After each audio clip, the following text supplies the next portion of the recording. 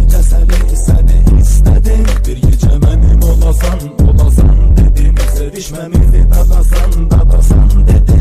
Bana kanatı verir bu düşlerin, alır benden alır gizli sirlerin. Ellerin titredir bedenimi, canımı okşayan da canım ellerin. Gözü dünyamız dar bizim, bu dünya işkimize dar bizim. Ne suyuk ne buran ne de kar bizim, dünyamızda bir bahar bizim. Unut her şeyi, birce sevgi eğlence. Ne güzel seninle, ne güzel bir gece. Unut her şeyi, birce sevgi eğlence. Ne güzel seninle, ne güzel bir gece. Gecemiz tertemiz, dünyamız bizimdi. Bu çağlayan eşkimiz derinlerden derindi. Yüreğim, bu bedenim, her şeyim senindi. Seninle her an bana şirinlerden şirindi. Şirinlerden şirindi. Şirinlerden şirindi.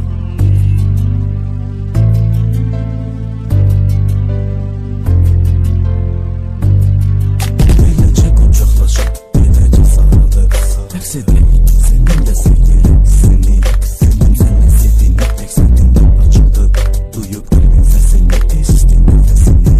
Sev varlığında iste sevmeni. Birbirine kadar gerekli canıma. Kim kimi sevişebilir ki bizim kimimiz. Bu Tanrım ne güzel bu başka bir insana. Biz birbirimiz için birbirimizle seçildik. Bize aleme kapıldık. Sevdim sevgili çekili. Gönlerle sanki sevgi çelen gibi gece günler ulduzlarla bizim için bezeni. Bizim için bezeni. Unut her şeyi, birce sevgi eğlence. Ne güzel seninle, ne güzel bir gece. Unut her şeyi, birce sevgi eğlence. Ne güzel seninle, ne güzel bir gece.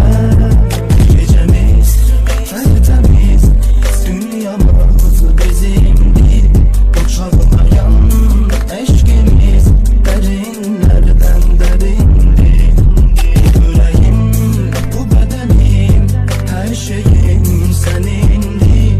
Seninle her an bana şirinlerden şirindi.